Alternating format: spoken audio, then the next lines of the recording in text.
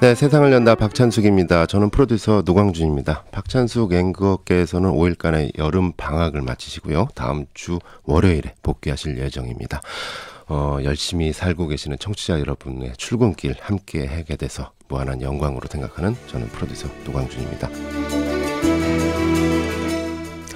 네, 연일 폭염 그리고 장마가 이어지는 날씨입니다. 그런데 정치권의 기상도를 예측해보는 전문가들에 따르면 여의도의 날씨는 폭염주의보다 이런 얘기가 나오고 있습니다.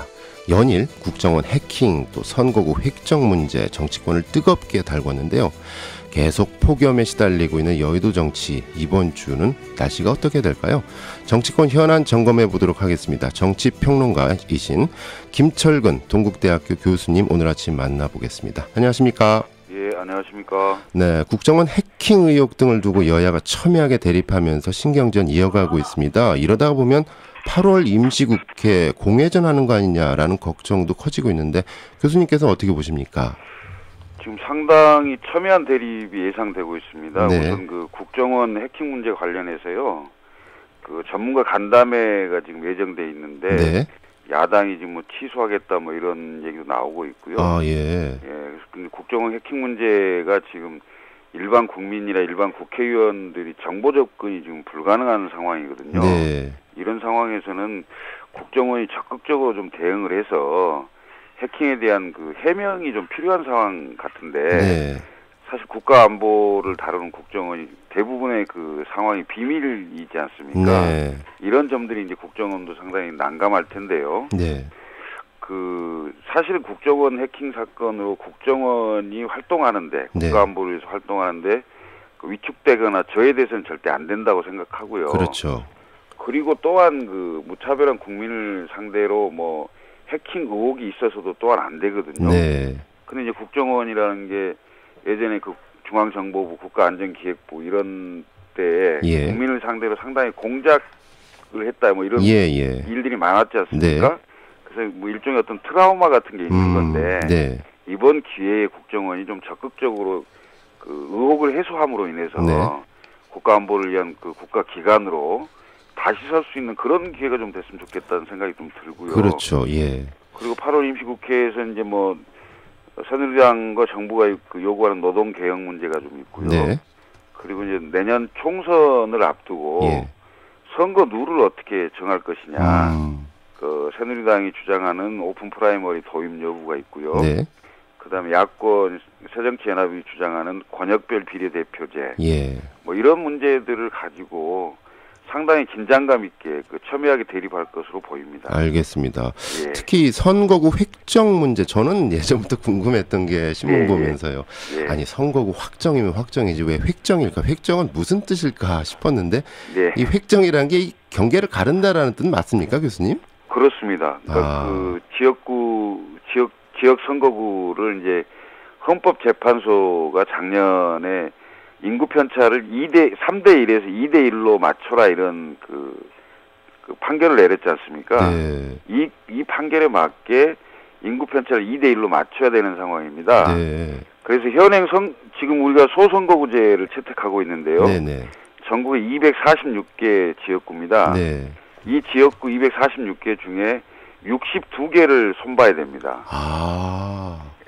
그 2대 1로 맞추려 보면요. 손본다면은 뭐 줄이거나 아니면은 늘리거나 뭐 이렇게 되는 건가 보죠. 2대 1 그 인구 편차가 맞지 않는 선거구가 지금 62개 정도 되는데요. 그래서 여기서 뭐 이제 인구가 부족한 데는 다른 데하고 합치거나 아니면 인구가 좀 넘는 데는 분할하거나 뭐 이런 상태가 되는 거죠. 그런데 이제 이걸 지금 이걸 6개월 전인 10월 13일까지 이제 국회에 제출하도록 돼 있고요. 네.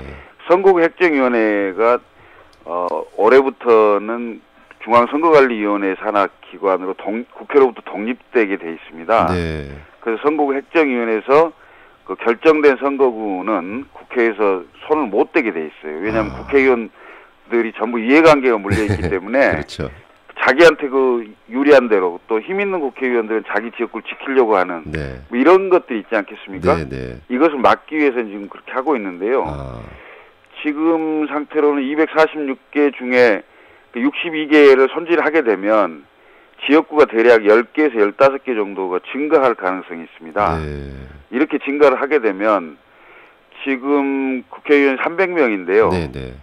지금 야당 새정치연합에서는 권역별 비례대표제를 도입하고 네. 국회의원을 369명으로 하자 뭐 이런 제안도 있었지 않습니까? 물론 이제 국민들의 역풍이 심해서 아마 국회의원 숫자를 늘리는 데는 합의하기가 사실상 어려울 것 같고요. 네. 그럼 300명 이내에서 하되 지금 그 야당의 주장은 권역별 비례대표제를 도입을 해서 네. 비례의원 숫자를 좀 늘리고 지역구를 줄이자 뭐 이런 주장도 있거든요. 그런 문제가 나오는군요. 그래서 그런데 이제 이것을 지금 여야가 이게 룰을 갖고 하는 거기 때문에 여야가 합의되지 않으면 현행대로 갈 수밖에 없는 입장이 되거든요.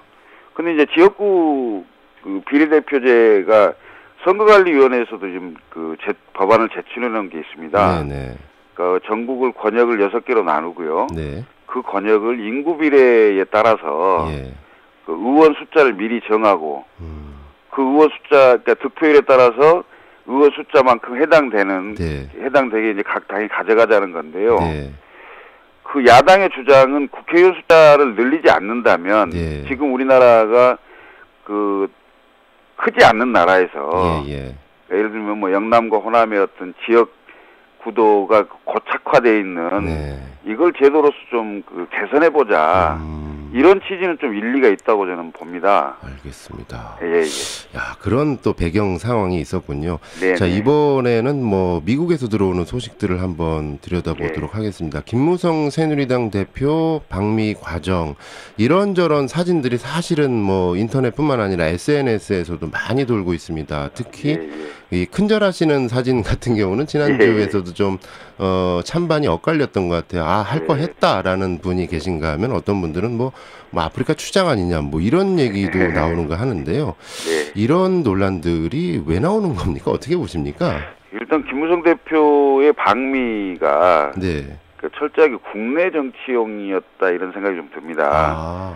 그러니까 미국에 가 있었지만 사실상 국내의 보수층을 향한 그 자기의 입장을 얘기한 것 같고요.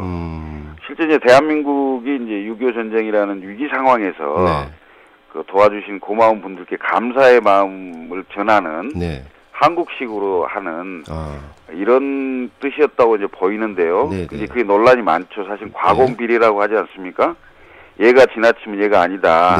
이런 지적들이 많은데 충분히 뭐 이제 할 것을 했다 이런 주장이 있는가 반면에 너무 이제 강대국의 사대주의, 과공 비리 아니냐 이런 비판도 같이 따르고 있습니다. 어떤 일각에서는 이제 그 재외동포들의 선거권이 또 강화가 되면서 그것도 좀 염두에 두신 거 아닌가 하는 얘기도 나오는데 어느 정도 설득력이 있을까요? 지금 재외동포가 이제 대선 같은 경우는 이제 그 상당히 많이 참여를 하고 있거든요. 특히 이제 그 일본하고 미국이 그 우리 재외동포가 많지 않습니까? 그래서 미국을 상당히 의식한, 그러니까 미국의 재외동포들을 상당히 의식한 그런 측면도 있었다고 저는 봅니다. 알겠습니다. 대학 강연 중에 김무성 대표께서 중국보다는 미국이다라는 발언, 이것도 또 국내에서 논란이 되고 있는데요. 이게 과연 외교 실리적으로 적절한가라는 부분에 대한 또 판단이 필요할 것 같습니다. 어떻게 보십니까? 저는 좀 적절치 않았다, 그 발언은. 이런 생각이 좀 듭니다. 왜냐하면 한반도를 둘러싼 그 지정학적 위치란 게 있지 않습니까? 물론 한미동맹은 혈명이고 강조할 수 있는 부분이라고 생각합니다. 그렇지만 외교에서 다른 나라하고 비교해서 우리는 이 나라보다는 이 나라가 더 중요하다 이렇게 하지는 않거든요. 그렇죠. 그런 발언이 좀 적절치 않았던 것 같고요. 특히 지금 우리나라를 찾아오는 관광객 중에 가장 많은 나라가 중국입니다. 그렇죠. 이 중국 사람들이 만약 이런 말을 듣고 찾아오지 않거나 이런 상황이 됐을 때 국내 어떤 여행업이나 자영업을 하신 분들에게 경제적으로 굉장히 큰 영향을 줄 수 있는 사안이거든요. 이런 부분들에 대해서는 조금 다른 표현으로, 다른 방법으로 충분히 할 수 있었음에도 불구하고 이런 직접적 표현을 했다는 것은 조금 적절치 않았던 생각이 좀 듭니다. 참 시대가 많이 바뀌는 것 같습니다. 이 여담이지만은 뭐 한국과 미국과 중국의 과학자가 공동 연구를 하는 걸 갖고 이걸 한미중 공동연구라고 해야 되느냐, 한중미 공동연구라고 해야 되느냐, 뭐 이런 시대에 살고 있는 것 같아 참 많이 바뀐 것 같습니다. 예. 끝으로 교수님, 이제 대통령께서 여름 휴가를 보내고 오셨습니다. 정확하게 보면 이제 반환점 도우신 건데요. 어떤 업무에 집중을 할 것 같습니까? 일단 반환점은 정확히 8월 25일이 반환점입니다. 네, 반환점이고, 보통 우리 그 박근혜 대통령이 휴가를 끝내고 오면은 그 깜짝 인사를 주로 많이 했었어요. 처음에는 그 대통령 비서실장을 좀 바꾸기도 했고 뭐 이랬는데 이번 휴가 후에도 개각이 될 가능성이 좀 있지 않느냐.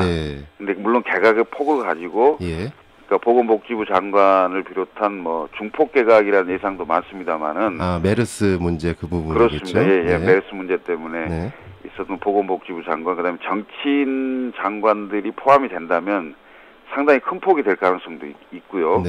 특히 이제 총선을 앞둔 시점에서 정치인 장관들이 비게 되면 그때 청문회를 해야 되는 상황이 되기 때문에 그 야당에게 공격의 빌미를 주는 장을 마련해 준다는 게 있을 수 있기 때문에 그 시기를 좀 당길 수도 있다 이런 예상들이 있고요. 그리고 가장 이제 빨리 처리해야 될 부분들은 8.15 사면이 있지 않습니까? 사면, 이 사면에 경제인들이 그 포함이 될 것이냐.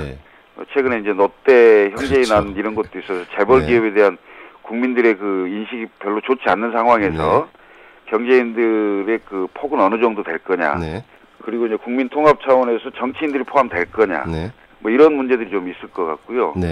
그다음에 이제 광복 70주년 아닙니까 올해가? 그래서 전 세계가 한국의 대통령과 일본의 그 총리가 어떤 발언을 할 것이냐 이런 거에 대한 관심이 많은데 그 8.15 경축사를 어떻게 할 것이냐 이런 고민들이 많을 걸로 보입니다. 알겠습니다. 자, 정치 기상도에 대해서 한번 정리했습니다. 지금까지 김철근 동국대학교 교수님이었습니다. 고맙습니다. 예, 감사합니다.